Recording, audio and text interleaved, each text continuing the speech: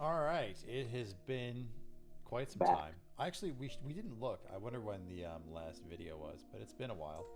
Um, Yeah. but we're here to do the. Oh no, I blanked you out. I'm trying to panic and look. Probably should have done this sooner. But yeah, it's been a while since we've done a video. It's been months since the rookie draft. 3 months ago, we did 106 and 107 with Morgan. It's been a Um, long time. Yeah. yeah, it has been We did a long and short 3 months. Yeah. we did the rookie draft, and that was even like kind of like thrown together last minute. I think we were actively like doing renovations downstairs or something, and I just was like on my knees with the phone. I was just like, this is the only way I can make my selection this rookie draft, because otherwise finding the time for it was crazy. Even finding the time Yeah. for this, Has we're been. doing this while both our kids are napping. Yeah, we've been trying to do this for a few days, and like I just texted you at 2 in the afternoon Eastern, like, "Hey, can you do now?" My wife's at a doctor's appointment, my kid's asleep, and you were making quesadillas, but here we are. Yeah. I'm so we'll we don't want to breeze through it too quickly, but we are going to go through it quickly. We have 11 responses. You get one guess on who didn't do it. Me? Oh, I know it was K Migs because you It was pinged him Kevin. in the Yeah. chat. I also So, texted Alan, and Alan said, "Got it." So K Migs is the new Alan, confirmed. So we've got confirmed. 11 different responses, which we're kind of used to 11, but we're used to it being Alan, not the one there. So, as a reminder, what we asked you to do is to go through the different divisions and rank each division. The Real Men of Genius, the Microaggressors, the Joe Millionaires say, who do you think is a lock for the playoffs? Who do you think is a lock for the Toilet Bowl? And then who do you think are the two teams going to be in the Super Bowl or whatever we call our thing? Neither of us have looked at this. Usually I've looked at it by now, but I haven't looked at anything, like literally nothing, except for to make this to show up on your screen if you're looking, if you're listening. Then you got that. So let's go through it super quickly and get that moving. Let me also turn down the volume on the music a little bit because apparently that's very loud according to the mixers. I thought I had it set, but I guess it didn't. So maybe that's a little bit better. And hopefully you can hear us just fine. And if not, it's okay. It's we're married adult men now. We don't have the time for this anymore. So 11 responses. Real Men of Genius division. It is a little bit all over the place, but the consensus here is the Liquidators in first place. Let me do this actually. Let me do this. Let me do this. Let me do that. Liquidators in first place. 8 of the votes going to the Liquidators to take first place. We've got 2 for the Luck Cardinals. Hey, Nate and Morgan. We've got 1 for the Inaugurals. Hi, Cam. And then the rest going over to the Liquidators. A good mix, though, for the middle. Seawards and Luck Cardinals kind of being the favorite to go second and third. A good mix. Yeah. Seawards takes the second place spot by 1 vote here. Luck Cardinals kind of barely misses out. If you count those first place votes as second place, it's pretty even there. Then 1/4 place, that's probably Cam again. But it's pretty unanimous. The Inaugurals, 9 votes to come in last place. Someone said Liquidators in last place, and someone said the Luck Cardinals in last place. I imagine this was a bit troll. Luck Cardinals, maybe. But a pretty clear consensus. Luck Cardinals 2-3, Liquidators 1, Inaugurals 4. I think that's probably how I voted. Is that something that you voted as well? I'm pretty sure I voted because I mean, if I voted for the Cardinals to be first, then there would be 3. I'm assuming. I assume this Um, is Nate and Morgan. We don't know. We don't look at the names except for, of course, yeah, um, you know, Morgan randomly screaming at me to share his answers with everybody else, but I'll let him do that on his own. I think that so I mean, yeah, Liquidators in first place in that division makes a lot of sense in the preseason ranking. I will say that I think that the gap between Chase, Morgan, and Rick is closer than a lot of people would like to think it is. I think everybody can agree that Chase has like probably the most like dynasty value in the league on his roster. But at the same time, he's also got like, Purdy, CMC. He has like a lot of 49ers players. He has a lot of I think there some of the players I was kind of lower on his roster, so that also kind of influences my opinion to think that like Rick and Morgan could, maybe take him. But also too, it's like unless Purdy's throwing those touchdown passes to CMC, having the QB RB on the same team kind of could be a detriment. But we know CMC is still going to be a great receiving back, so maybe It it's not also that big a deal. depends. But I don't know. I I was think kind of lower on some of Chase's players, so like I wouldn't be surprised if Morgan ended up taking the first place. But again, I still feel like it's that top three in that division. It just depends on how the season goes. You know what I mean? And I know that like Cam, he's taken his gap year, but I mean even Cam's team isn't like a slouch. So Cam could probably play spoiler to one of those guys. Yeah, I would not be surprised to see Cam be competitive in the first three and last 3 weeks of the season, trying to upset one of his buddies in the Yeah. division. But we'll see at the same time. I mean, I think it's right. I think this is a fairly fair thing. I think injuries and luck will determine the second and third place and maybe the first place team. But I think this is fairly accurate overall. Yeah, I guess it depends on if the 49ers figure out their power plant situation as to whether or not those 49ers players stay fine or not. So. Yeah. Well, I mean, and if you look at like a points per game kind of base, you look at some of the guys on Rick's team, like they're not just like going away, like they're still going to produce points. And then you look at some of the guys on Morgan's team, and Jonathan Taylor, Puka Nakua, like they're going to put up points, outside of injuries. So, while Chase also has guys that are going to put up points, when do the wheels fall off for Henry? When is Mike Evans going to stay healthy? Just stuff like that. Right. And surely this is the year. I mean, we see that the Morgan's team is all over the place getting votes in every single category. Still waiting for the playoff berth. This could or should be the year potentially. And we'll kind of continue to talk about that as we get to the playoff section. So let's move to the microaggressors division, where it's fairly split again, with some even ones being here. Brownout, 10 votes to be in first. The implications, 10 votes to be in fourth. Not sure who this was. Don't think that was me. Saying that I'd be in second, and that Brownout getting 1 vote to be second. So pretty unanimous, I would say, for the most part here between Brownout and the implications. And then a 50-50 split for the most part between Ticket to Ride and Rudy Was Offsides. 1 vote to Rudy for first place, and then split between second and third after that, and Ticket to Ride an even split second and third with 1 random vote in fourth place as well. This feels accurate as well. I think these are bigger gaps, in my opinion. We talked about the Real Meta Genius division. I think the gap from first to second place for Brownout is bigger than it is for first to second in the Real Meta Genius division. The same way that I think the gap from third to fourth is a bigger gap in this division than it is in the others. And I think that Rudy Was Offsides and Ticket to Ride are fairly evenly matched. And I could see both of those teams trying to push chips in or pull chips out, depending on how the year goes. Yeah, I think obviously K-Migs, it never has a bad year, so he's definitely guaranteed to win first place in this division. And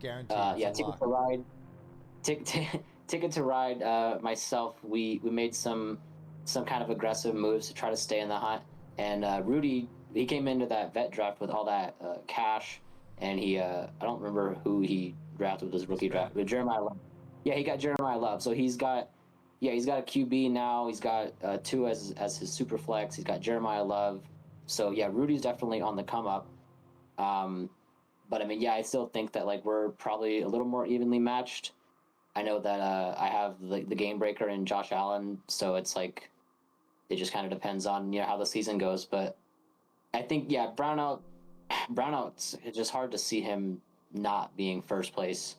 That 1 second vote is probably me hoping that my team can do something, but I feel like I have probably a little bit more of a chance to place first in the division if K-Migs isn't first. But again, we'll see how the season plays out. Yeah. Let's keep it moving. Let's go to the Joe Millionaires division, which I think is the most wide open of all the divisions. And we've got, maybe not according to everybody else. Kung Fu Pandas with 10 votes for first place. Flynn with 10 votes for second place.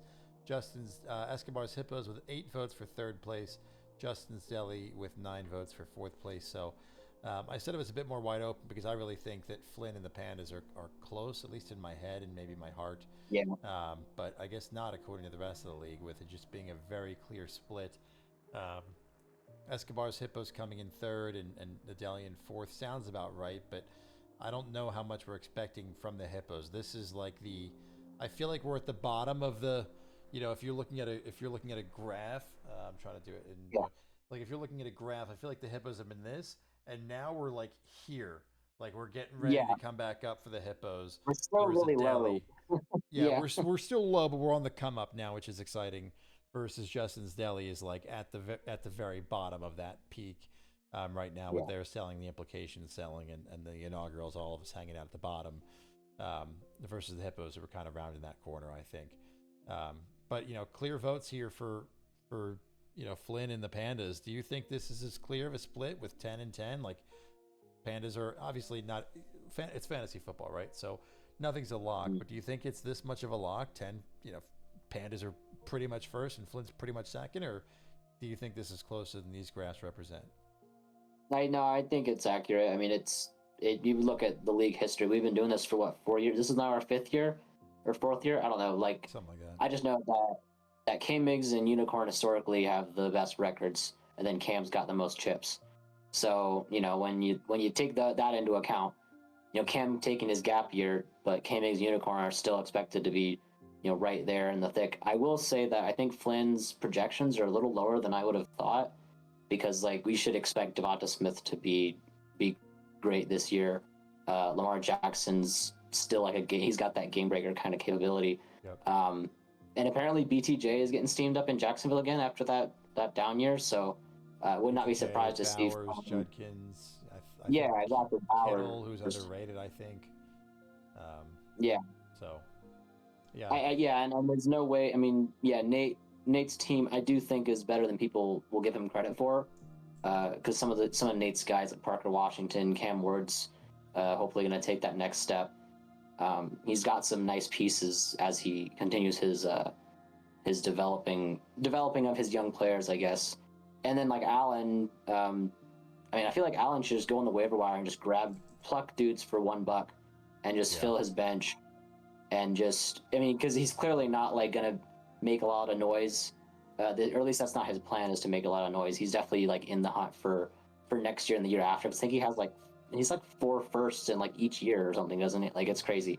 It is a lot. I can't remember specifically, but he's got a lot going on pick wise. Yeah, he's ready to retool and rebuild next year. So yeah, he's definitely seconds, 3 thirds, nothing in 28 or 29, but 4 firsts is coming year. 4 seconds is coming year, 3 thirds is coming year. So Allen's ready to do a quick rebuild and turnaround, and his cap sheet is in a good spot for it.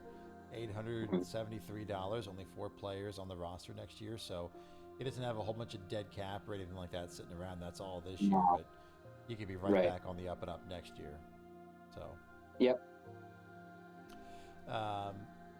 let's keep it moving with the next section here. So teams you think are a lock for the playoffs. If this comes out pretty, we'll see. It does come out nice and pretty. 11 teams, every single team saying Brownout's a lock for the playoffs. 10 saying the Liquidators are a lock for the playoffs. 9 saying the Pandas are a lock for the playoffs. So Pandas, Liquidators, and Brownout all feeling like they're a playoff team by the bulk of the league. The Luck Cardinals come in at 4th place with 5 votes from a couple different teams. So about half the league thinks they're a lock. And then the lock part of that section kind of falls out here. 2 for the C-words, 2 for Rudy was offsides, 3 for Ticket to Ride, 3 for Win Like Flynn. The implications, the inaugurals, Escobar Hippos and Justin's Deli receiving 0 votes to be a lock for playoffs. So you might think they might make the playoffs, but you don't think that they're absolutely going to make it. And again, the instructions here, you can choose up to 6. You don't have to pick 6. Just ones you're very confident in. So it feels like the league very confident. The Liquidators, Brownout, and the Pandas making playoffs, probably winning their division. And then some of the teams feeling good about Luck Cardinals. And then some teams feeling okay about the C-words, Rudy, Ticket to Ride, Flynn. I feel like this is a pretty accurate. Like, out of all, I think you can kind of debate semantics about divisions. I feel like this is very, very, very accurate.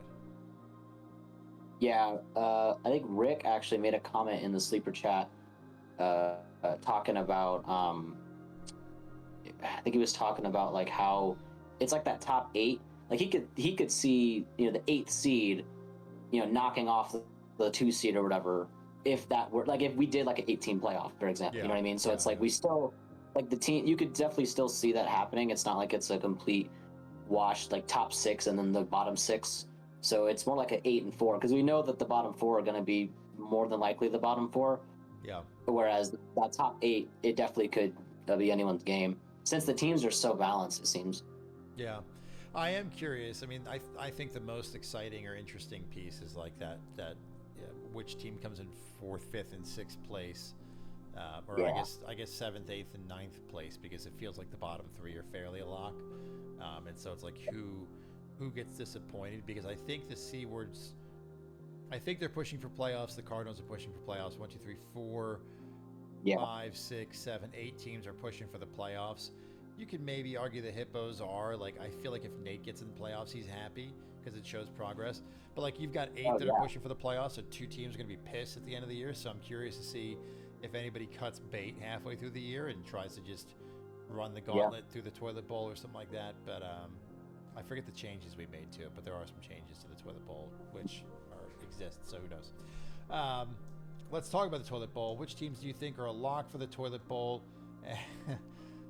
We've got 9 for the implications. We've got 9 for the deli, 7 for the hippos, only 5 for the inaugurals, and then 1 for Rudy was offsides from a team that's very not nice.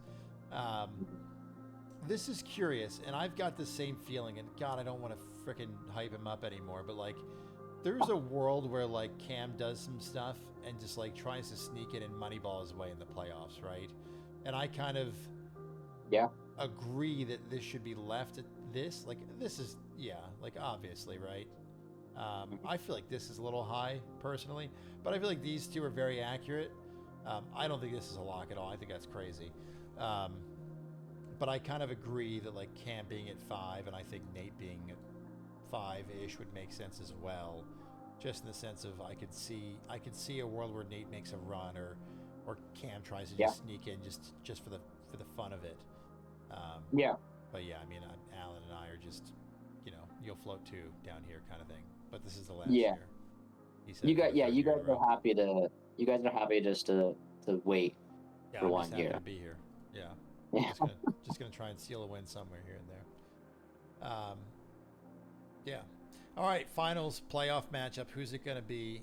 Which 2 teams do you predict the playoff finals to be? The Liquidators getting 6 votes, Brownout getting 5 votes, the Pandas getting 5 votes, and then some honorable mentions: the Hippos, Ticket to Ride, Luck Cardinals, Seawards, and Inaugurals, all getting Wow. 1. I imagine this is Cam, but fairly all over. But I do like this. There's obviously only 2 teams that can make it to the finals. I do like Yeah. seeing 3 teams out in the lead. It's the 3 that we think will win the division. I think this is interesting. There is a little bit of debate on like where the Liquidators come, like place wise, and the Yeah. Liquidators didn't get the lock for the playoffs here, but they have the most votes to Out be of in the there. finals at the same time. Which this is kind of the Yeah. one you want to be in the lead for, I suppose, right? But um, yeah, Liquidators getting more than half of the votes to be in the playoffs, with Brownout and the Kongsi Pandas making up the opposite side of it. And maybe this is Chase's year. Would be cool. I feel like the first team to take an orphan over and bring it to the grand finals is something worth Yes. remembering. Obviously, Absolutely. Pandas have been there a couple times. Brownout's been there and won. So Yep. it'll be really interesting to see kind of how the season plays out. But this is what the league is thinking. Probably the Liquidators with Brownout or the Pandas with them, or maybe Brownout and the Pandas themselves, and a couple honorable Yep. mentions across the board otherwise. So there's our poll. There's your preseason. Regular season obviously getting started here in just a couple weeks now. So hope everybody's off season's been good overall. Any final thoughts before we wrap this thing up? Just read your bylaws. Just brush up, catch up, and Yeah. we'll see you guys out there. Yeah, I'll eventually do a thing maybe for it or something like that, or just reminder posts and all that good stuff. So, Well, the half PPR for tight ends is a next year change. So yeah, don't be starting tight ends everywhere yet. yeah, So and of course, always just read the rule book. So anything highlighted it's usually yellow, but I feel like it's not yellow this year. But usually anything highlighted yellow is a change. Is it yellow? That's red. Anything highlighted red is a change. So if you look at the rule book, I think this should let you see it. Yeah, look at that. Look at me. If you look through the rule book and you're curious as to changes, anything highlighted red is a change. So if you only have 2 minutes or forget how to read sometimes and you want to know what's going on, read the rule book and look at the red stuff. So that's right. The toilet bowl is seeds. So Yeah, that'll be fun. yeah, so kind of makes the toilet bowl more balanced, but winning the games is still important. And we'll do this lottery drawing live on stream or something to. That will also be. Yeah, bylaws to read. So Cool. how does the lottery? I'm proving that I haven't read that. So how does the lottery work again? So every single seed is given tickets into the lottery drawing. So if you're the first seed in the toilet bowl, so the best team in the toilet bowl, you're given 10 tickets. The second seed gets 20. The third seed gets 30. Fourth seed gets 40. Each time you win a game, you're given 3 additional tickets. So basically, if you're the first seed and you win all of your games, you're given as many tickets as the second seed was originally. So you can theoretically move up and have equal chances to the seed above you if you win games. Okay, I like it. So yeah, that should really help balance it out a bit more too. Yeah, I forget the specifics behind this, but it should be weighted towards the fourth seed, the third seed, in that order. But I wanted to make the games matter, and so weighting those games, I wanted to make you move space at the same level as the other team was starting. But obviously, if you win all 3 games of the first seed, you get to 19 versus the second seed, you get 20.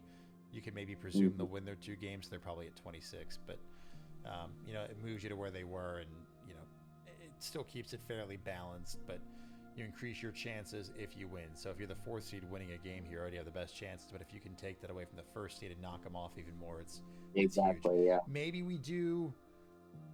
No, we'll do it early enough. I was going to say maybe we do it where we do it like with all the seeds together, then the draft starts. But I imagine teams are going to want to trade and stuff like that. So we'll have to find some time to get all 4 of us in a call or something like that, so we can see that it's done live. I don't think anything changed with the extra pick bracket. That's still the same thing for now. No. But yeah, it'll be fun. It'll be interesting. So, new things. Read the stuff in red. Cool. All right. Yeah. We will see you guys later. Thank you for the time. Hope everybody's back into football watching shape and all that good stuff. The season coming up, and yeah, we'll see you guys in the next one. See ya. We'll do. I guess what's our next thing? Just like a mid-season check-in. I guess. Maybe we talk. I don't know. I don't know when we're gonna have time for it, because it was hard enough to find this, wasn't it? So yeah, it's hard enough when there are only 2 kids in the picture, let alone mystery children. Yeah, I know. Well, yeah, I'm still sorry about that, man. Like that, but so yeah, I don't. Yeah, I guess mid-season check-in probably makes sense. I'm not gonna be doing the recap stuff this year. It's not, there's no time for it. So but yeah, mid-season check, I'm sure we figured out how to do this, so we should be able to. Maybe we even do a like after the first 3 weeks, just because those are the rivalry games at the beginning. But also we think all the divisions are going to win the way. So I don't know. Soon we'll do a video soon. Yeah, that sounds good. And worst case scenario, you just interview someone else. I'm sure Morgan and Nate are going to do their content. Yeah. So especially after they see us do this, so that'll be cool. Once we start making money, we can pay them to do videos for us. Finally, yeah. Okay. Cool, man.